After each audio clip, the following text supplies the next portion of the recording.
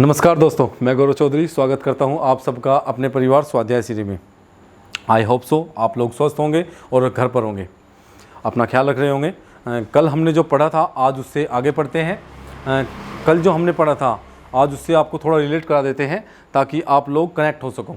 कल हमने भाषा और भाषा का विकास पढ़ा था। भाषा को कल हमने डिफ़ाइन किया था, अच्छे से मैंने आपको डिफ़ाइन किया था और आप लोगों को अच्छे से समझ में भी आया होगा। हमने पढ़ा था भाषा के प्रकार और भाषा से रिलेटेड अन्य बातें। लास्ट जो हमने पढ़ा था, लास्ट जो हमारा टॉपिक था, लास्ट था हमारा कि भाषा की सार्थक इकाई, भाषा की सबसे छोटी सार्थक इकाई कौन सी होती है, वो वाक्य होती है। जो हमने कल पढ़ा था आज उससे आगे चलते हैं। आप लोग कॉपी और पेन लेकर बैठिए ताकि आप लोग अच्छे से नोट कर सको। बस आप लोगों को अच्छे से नोट करना है, सबके पास कॉपी और पेन होना चाहिए। कोई भी बच्चा बिना कॉपी और पेन के नहीं होगा, अच्छे से नोट करिए। आज हम बात करते हैं भाषा का क्रम। हमारी भाषा हिंदी है, हमारी जो राजभाषा है वो हिंदी है। तो हमें देखना है कि हिंदी का पूरे विश्व में भी कोई स्थान होगा या है या नहीं है। जब हमारे पूरे देश की राजभाषा हिंदी है, हमारे सारे सरकारी कामकाज लगभग सभी बातें हिंदी में होती है, तो हिंदी का पूरे विश्व में कोई स्थान है या नहीं है ये हम देखते हैं। तो पूरे विश्व में भाषा का क्रम देखते हैं कि कौन सी भाषा कौन से नंबर पर है, पहले नंबर पर कौन सी है, और हमारी हिंदी या हिंदी से अलग कोई और भी भाषा है क्या जो विश्व की भाषाओं में अपना स्थान रखती है। तो देखते हैं आज का टॉपिक होगा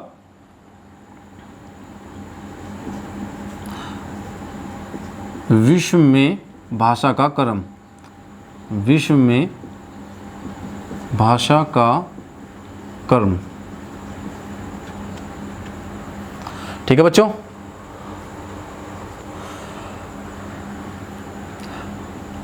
विश्व में 2020 से पहले विश्व में सबसे ज़्यादा बोली जाने वाली भाषा चीनी मंदारिन थी, लेकिन आज विश्व में सबसे ज़्यादा बोली जाने वाली भाषा अंग्रेजी है। चीनी मंदारिन दूसरे नंबर पर आ चुकी है और पूरे विश्व में जो सबसे ज़्यादा भाषा बोली जाती है लगभग हर देश में अंग्रेजी को बोला जाता है। तो विश्व में नंबर 1 पर बोली जाने वाली भाषा है अंग्रेजी। दूसरे नंबर पर है चीनी मंदारिन।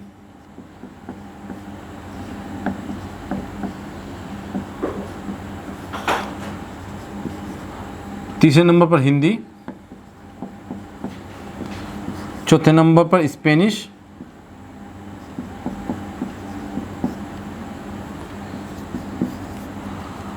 फ्रेंच।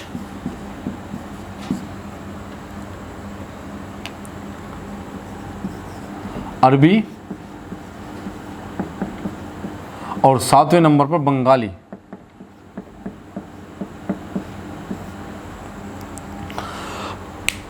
पूरे विश्व में सबसे ज़्यादा बोली जाने वाली भाषा अंग्रेजी है, लेकिन हमारी हिंदी का पूरे विश्व में तीसरा स्थान है।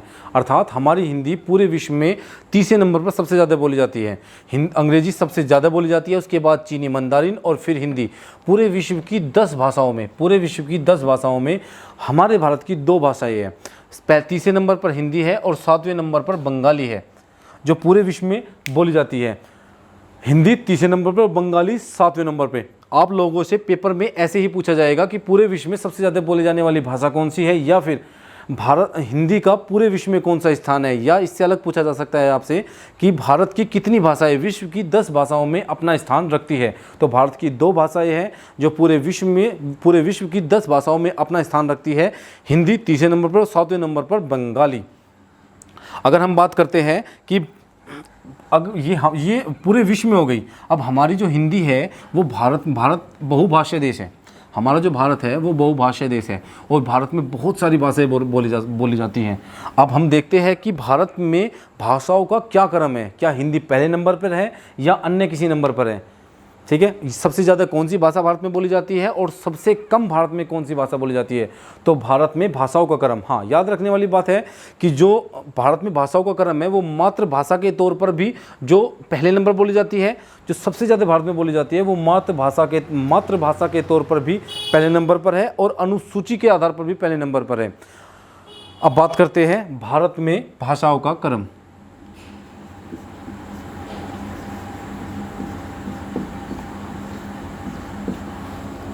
भारत में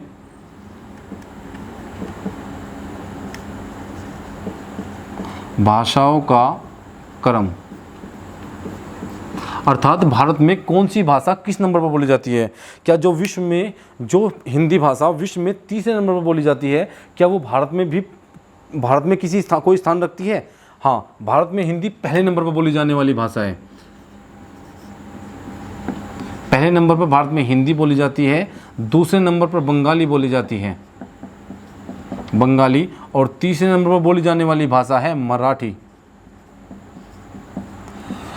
और सबसे कम जो भाषा भारत में सबसे कम बोली जाती है वो है संस्कृत। संस्कृत भाषा भारत में सबसे कम बोली जाती है। संस्कृत भाषा भारत में सबसे कम बोली जाती है। भारत में जो ये भाषा है, जो सबसे भारत में भाषाओं के क्रम में हिंदी सबसे नंबर 1 पे बोली जाती है, लेकिन मातृभाषा के तौर पर भी हिंदी सबसे अधिक बोली जाती है। अगर हम इसमें मातृभाषा भी रखते हैं तो मातृभाषा के तौर पर भी, मातृभाषा के तौर पर भी, मातृभाषा के तौर पर भी हिंदी सबसे अधिक बोली जाती है। अगर हम बात करते हैं अनुसूची के आधार पर, अगर हम बात करें अनुसूची के आधार पर, तो अनुसूची के आधार पर भी यही भाषा है, इसी क्रम में भाषा बोली जाती है। मैं आपको समझा देता हूँ। जैसे भारत में सबसे अधिक बोली जाने वाली भाषा कौन सी है। भारत में सबसे अधिक बोली जाने वाली भाषा हिंदी है, दूसरी बंगाली है और तीसरी मराठी है और सबसे कम संस्कृत है। मैं आपको कह रहा हूँ मातृभाषा के तौर पर भी। कल आपको डिफाइन किया था कि वो भाषा जो हम जिसे हमें सीखने के लिए, जिस भाषा को हमें सीखने के लिए किसी स्कूल या किसी कॉलेज की आवश्यकता नहीं होती, वो हमें बचपन से सिखाई नहीं जाती, वो खुद पे खुद हम सीख लेते हैं, अभ्यास के द्वारा, अपने आस पड़ोस में देखकर, अपने माँ बाप को देखकर उसे सीख लेते हैं। वो उस भाषा के तौर पर, मातृभाषा के तौर पर, उसे मातृभाषा बोलते हैं। तो मातृभाषा के तौर पर भी सबसे अधिक हिंदी ही बोली जाती है, सबसे अधिक हिंदी ही बोली जाती है और बंगाली दूसरे नंबर पर बोली जाती है, सबसे कम संस्कृत बोली जाती है। और अगर हम बात करते हैं अनुसूची के तौर पर, अर्थात वह भाषा जिसे भारतीय संविधान में स्थान दिया गया है, उस भाषा को अनुसूचित भाषाएं कहते हैं। भारत के संविधान में वर्तमान में 22 भाषाएं हैं, इन्हें भारत के संविधान में स्थान दिया गया है, भारत के संविधान में इनका वर्णन दिया गया है, तो इन्हें अनुसूचित भाषा कहते हैं। अगर अनुसूचित भाषा के तौर पर हम देखते हैं तो अनुसूचित भाषा के तौर पर भी हिंदी पहले नंबर पर बोली जाने वाली भाषा है। ठीक है, अगर हम देखते हैं कि ये मातृभाषा के तौर पर, अनुसूचित भाषा के तौर पर और वैसे क्रम में भी बिल्कुल यही नंबर होगा। अगर हम देखते हैं कि ऐसी भाषा जो मातृभाषा के रूप में प्रयोग की जाती है लेकिन अनुसूचित नहीं है, उनके क्रम में देखते हैं।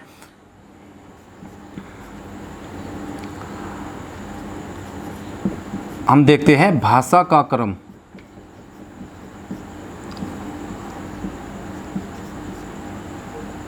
मातृभाषा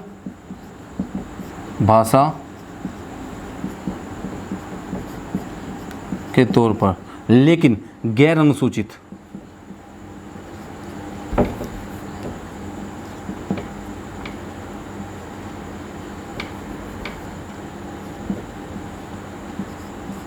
गैर अनुसूचित,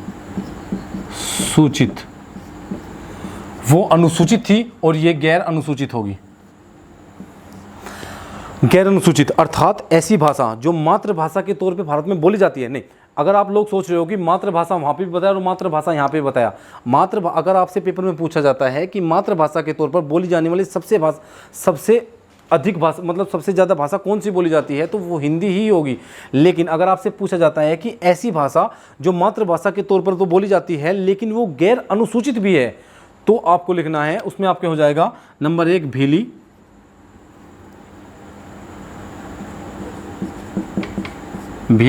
और नंबर 2 गोंडी। नंबर 1 भीली और नंबर 2 गोंडी। ये गैर अनुसूचित है, इन्हें भारतीय संविधान में स्थान नहीं दिया गया है, भारतीय संविधान में अनुच्छेद में इनका वर्णन नहीं किया गया। उन भाषाओं को गैर अनुसूचित भाषाएं कहते हैं। ठीक है बच्चों, अच्छे से नोट कर लिया होगा आप लोगों ने और अच्छे से आप लोगों को समझ में भी आ रहा होगा।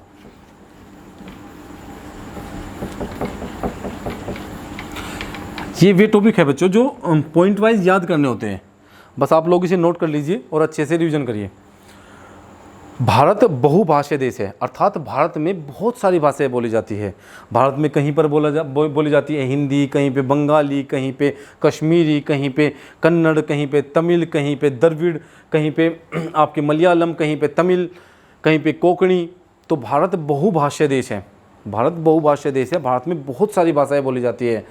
तो भारत में बहुत सारी भाषाओं के तौर पर अब इसे आसान बनाने के लिए इसे 4 भागों में बांट दिया गया, इसे 4 भाषा परिवार में बांट दिया गया।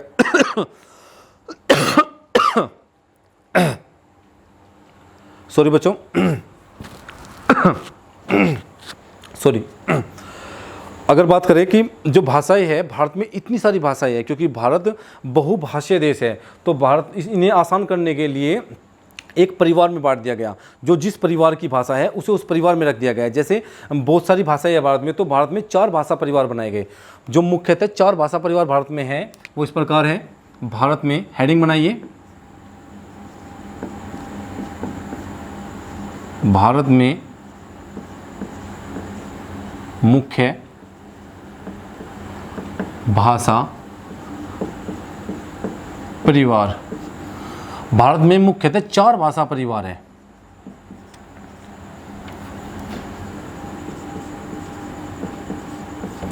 भारत में मुख्यतः 4 भाषा परिवार है। भारत में मुख्यतः 4 भाषा परिवार है। नंबर 1 भारोपीय परिवार।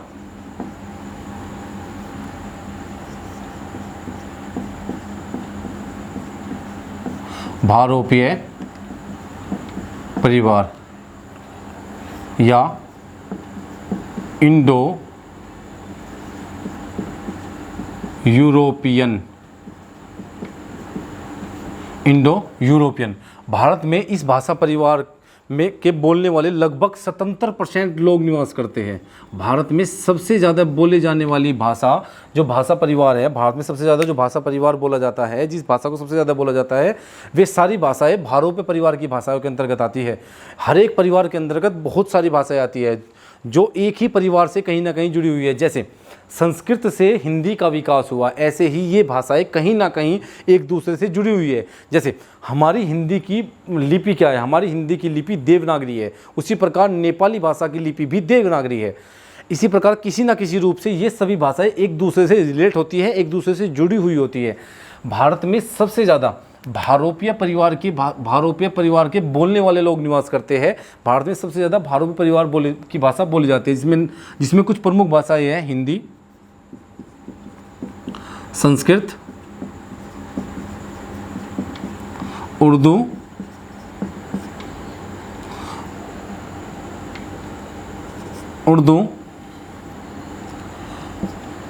संस्कृत, हिंदी, उर्दू, कश्मीरी,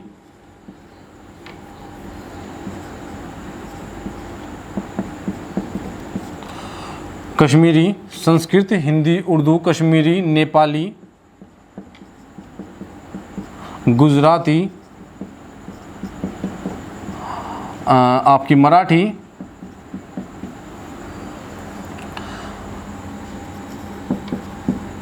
आदि।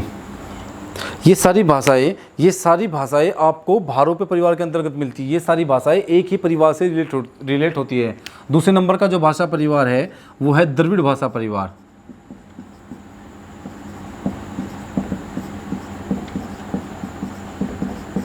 द्रविड़ भाषा परिवार को भारत में बोलने वालों की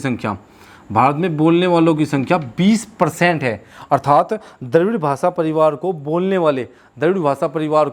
वाले लगभग भारत में 20% लोग निवास करते हैं। 20% लोग द्रविड़ भाषा के रहते हैं, 77% आपके भारोपीय परिवार की भाषा के रहते हैं। अब द्रविड़ भाषा में वे भाषा आती है जो दक्षिण भारत में बोली जाती है, जैसे Tamil,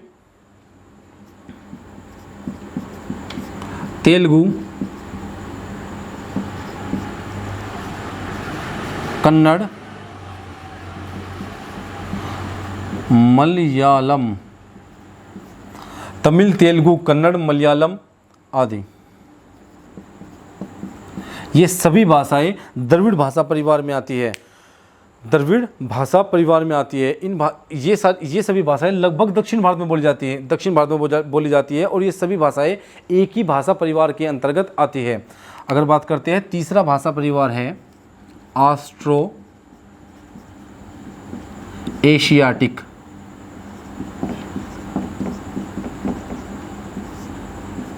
Austro Asiatic, Austro Asiatic को भारत में बोलने वालों की संख्या 1.8% है, अर्थात भारत में इसे बोलने वाले बहुत कम लोग निवास करते हैं। बहुत कम लोग ऐसे हैं जो भारत में इसे बोलते हैं। ठीक है बच्चों, इसमें एक भाषा छूट गई है, कश्मीरी। ठीक है, आप लोग इसे नोट कर लीजिएगा। ठीक है, अब बात करते हैं ऑस्ट्रो एशियाटिक। 1.8% लोग, 1.8% लोग आपके ऑस्ट्रो एशियाटिक भाषा को बोलते हैं। भारत में इसे बोलने वालों की संख्या लगभग नगण्य के बराबर है। बहुत कम लोग इसे बोलते हैं। ठीक है, बहुत कम, कोई बहुत छोटे क्षेत्र में इसको बोला जाता है, बहुत कम लोग इसे बोलते हैं। इसमें मुंडा भाषा परिवार इसी के अंतर्गत आता है। अगर बात करते हैं नंबर 4, मैं यहाँ पे लिख देता हूँ सिनो तिब्बत।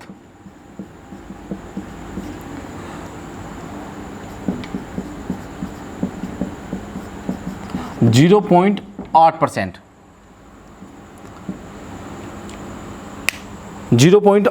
लोग सिनो तिब्बत को बोलने वाले भारत में निवास करते हैं। लगभग नगण्य, कोई ऐसा इंसान जो बहुत कम लोग, बहुत नगण्य के बराबर सिनो तिब्बत को बोलने वाले लोग निवास करते हैं भारत में। आप लोगों ने अच्छे से नोट कर लिया होगा। मैं समझा देता हूँ। भारोपे परिवार, भारत में 4 भाषा परिवार है। मुख्यतः भारत में 4 भाषा परिवार है। भारत में 4 भाषा परिवार है, जिसमें नंबर 1 पर है भारोपे परिवार की भाषा या इंडो यूरोपियन। लगभग 77% लोग, सबसे ज़्यादा बोलने वाले भारोपे परिवार के ही निवास करते हैं भारत में। अब बात करते हैं दूसरे नंबर पर है द्रविड़ भाषा परिवार। द्रविड़ भाषा परिवार में लगभग 20% लोग, द्रविड़ भाषा परिवार के लगभग 20% लोग निवास करते हैं। द्रविड़ भाषा परिवार के लगभग 20% लोग, द्रविड़ भाषा परिवार के लगभग 20% लोग बोलते हैं, जिसमें तमिल, तेलुगु, कन्नड़, मलयालम आदि भाषाएं बोली जाती है। सबसे कम जो भाषा बोली जाती है, सबसे कम बोली जाती है आपकी सिनो तिब्बत। अगर बात करते हैं हम, और एक है ऑस्ट्रो एशियाटिक। 1.8% लोग इस भाषा को बोलते हैं। इस भाषा परिवार के बोलने वाले भारत में निवास करते हैं, जिसमें भाषा है मुंडा, नगण्य के बराबर होती है। और ऐसे ही सबसे कम बोली जाती है सिनो तिब्बत, जिसे बोलने वालों की संख्या भारत में 0.8% है, लगभग बिल्कुल नगण्य के बराबर है। ठीक है बच्चों, आप लोगों ने इसे नोट कर लिया होगा।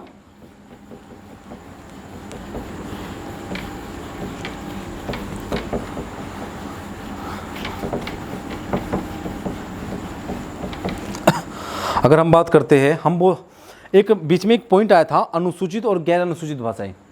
मैं आपको समझा देता हूँ। भारत में जब भारत आज़ाद हुआ था तो भारत में 26 जनवरी 1950, जब भारत का संविधान लागू हुआ 26 जनवरी 1950 को, तो भारत में 14 भाषाएं संविधान में शामिल कर ली गई थी। लेकिन वर्तमान में 22 भाषाएं हैं। उसके बाद कुछ संविधान संशोधन किए गए और भाषाओं को जोड़ा गया।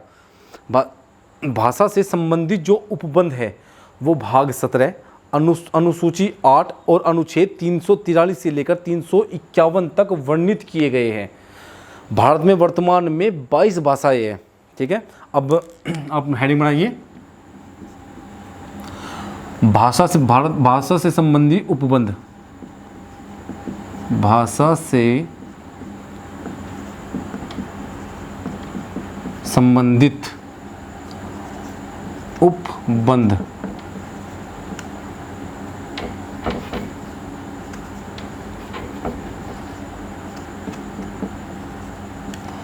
भाषा से संबंधित उपबंध, भाषा से संबंधित उपबंध।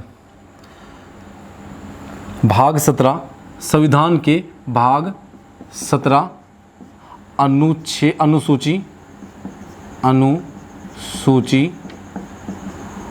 अनुसूची 8 व अनुच्छेद 343 से लेकर 351 तक वर्णित किए गए हैं। अनुच्छेद 343 से लेकर 351 तक वर्णित किए गए हैं। ठीक है बच्चों, अब देखते हैं अनुच्छेद 343 क्या कहता है। कुछ खास अनुच्छेद हम पढ़ेंगे, वे अनुच्छेद जो आप लोगों के लिए इंपॉर्टेंट है। अनुच्छेद 343 क्या कहता है? अनुच्छेद 343 कहता है, अनुच्छेद 343 कहता है कि भारत की राजभाषा हिंदी, भारत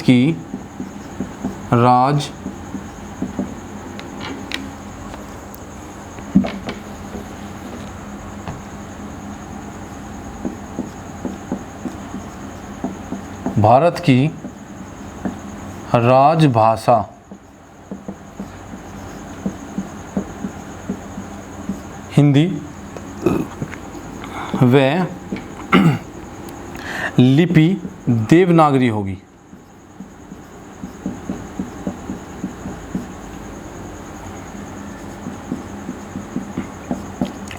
भारत की राजभाषा हिंदी व लिपि देवनागरी होगी। अनुच्छेद 344 क्या कहता है?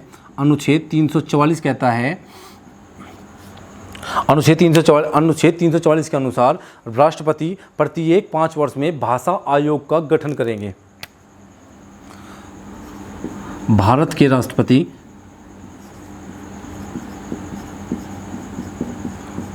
राष्ट्रपति प्रत्येक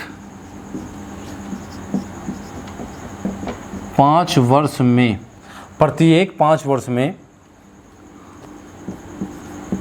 भाषा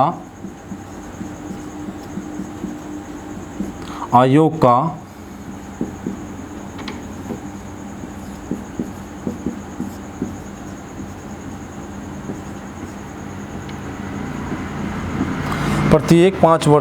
भाषा आयोग का गठन करेंगे। अर्थात प्रत्येक 5 वर्ष में राष्ट्रपति का यह कर्तव्य होगा कि वह प्रत्येक 5 वर्ष में भाषा आयोग का गठन करेंगे। अनुच्छेद 345 क्या कहता है? अनुच्छेद 345 कहता है कि प्रत्येक राज्य को छूट है कि वह अपनी राजभाषा को चुन सकता है, एक या एक से अधिक भी रख सकता है।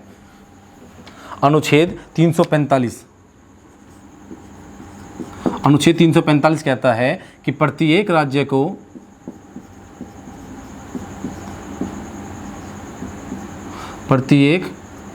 को यह अधिकार होंगे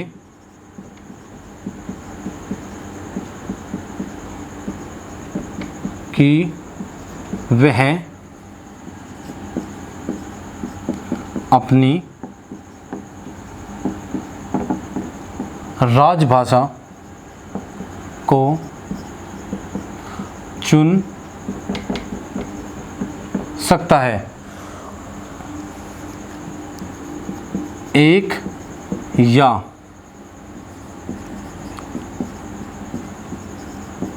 या एक से अधिक भी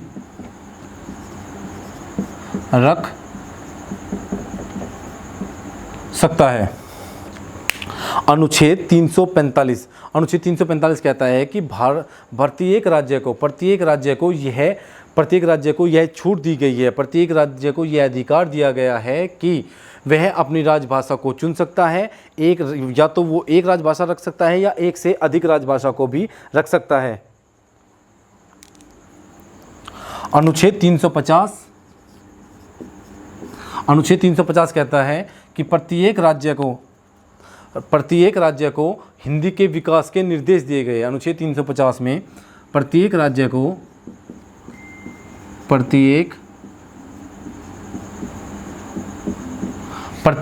को हिंदी के विकास के निर्देश दिए गए हैं।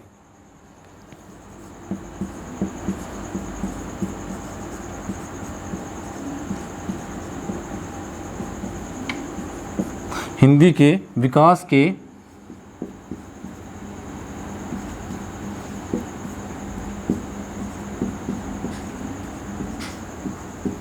अनुच्छेद 350 में कहा गया है कि प्रत्येक राज्य को यह निर्देश है कि वो हिंदी का विकास करेगा, उसका कर्तव्य होगा हिंदी का विकास करना। ठीक है बच्चों, आप लोगों ने नोट कर लिया होगा और आप लोगों को अच्छे से समझ में भी आ रहा होगा। बस साथ साथ नोट करते रहिए।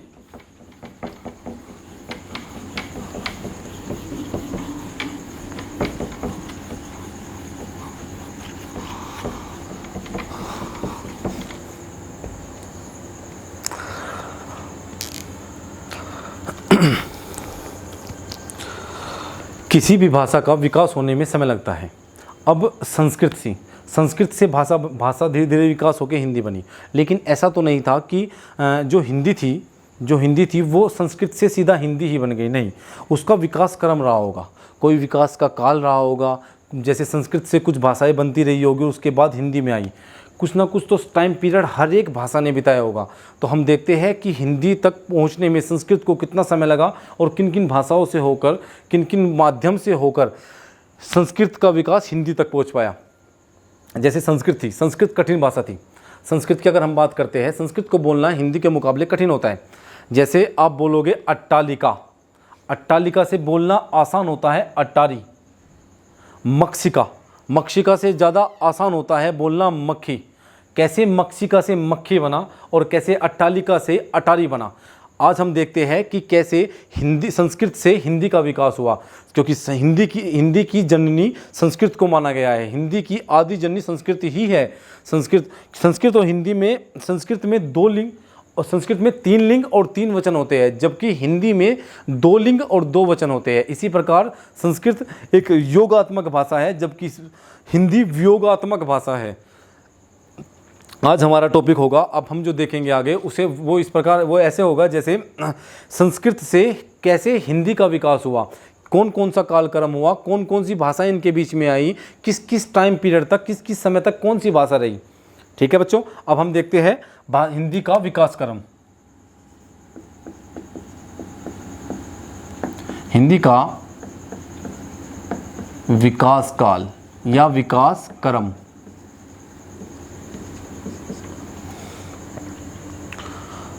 मैं इसे थोड़ा नीचे लिख देता हूं बच्चों, ये थोड़ा ऊपर लिख गया, शायद आप लोगों को दिखाई ना दे रहा हो।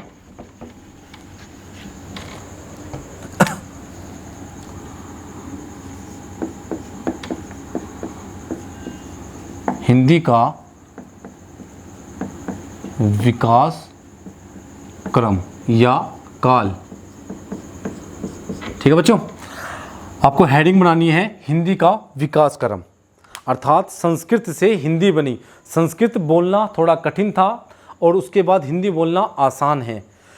जैसे मैंने कल आपको बताया था कि कोई भी भाषा, किसी भी भाषा का विकास कठिन से सरल की ओर होता है। सभी भाषा कठिन से सरल की ओर प्रभावित होती है। इसी प्रकार जैसे संस्कृत, सबसे पहले वैदिक संस्कृत,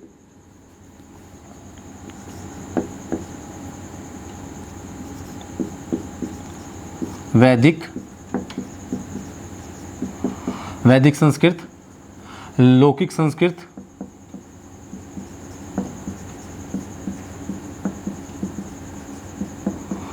वैदिक संस्कृत, लौकिक संस्कृत, पाली, प्राकृत, प्राकृत के बाद अपभ्रंश,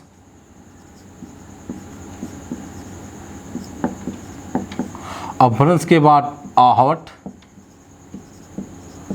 और आहवट से बनी हिंदी, जिसे हम लोग अभी बोलते हैं, यूज़ करते हैं, और हमारी राजभाषा भी हिंदी ही है। हिंदी को संस्कृत से हिंदी तक पहुंचने में इन माध्यम से गुजरना पड़ा। इतनी सारी भाषाओं का विकास हुआ। जैसे वैदिक संस्कृत को बोलना कठिन होता था। वैदिक संस्कृत वह संस्कृत है जिसमें हमारे वेद लिखे गए हैं। हमारे वेद वैदिक संस्कृत में लिखे गए हैं, जो बहुत ही कठिन होती है। उससे कुछ सरल होती है लौकिक संस्कृत, लेकिन लौकिक संस्कृत सिर्फ उन परिवार तक सीमित रह गई थी जो आपके राज परिवार हुआ करते थे। आम लोगों की पहुंच से दूर थी लौकिक संस्कृत, क्योंकि इन्हें सीखने के लिए आपको गुरुजन के पास जाना पड़ता था। आप लोगों को गुरु से दीक्षा लेनी पड़ती थी, लेकिन जो आम जन होते थे वो सब कुछ अफोर्ड नहीं कर पाते थे, या सब लोग वहाँ तक नहीं पहुँच पाते थे। वैदिक संस्कृत के बाद आई पाली। पाली वह भाषा है जिसे प्रथम देश भाषा भी कहा जाता है। प्रथम देश भाषा, प्रथम देश भाषा, पाली को प्रथम देश भाषा भी कहा जाता है। पाली भाषा में ही भगवान बुद्ध ने अपने उपदेश दिए हैं। भगवान बुद्ध ने अपने उपदेश आम जन की भाषा में दिए हैं।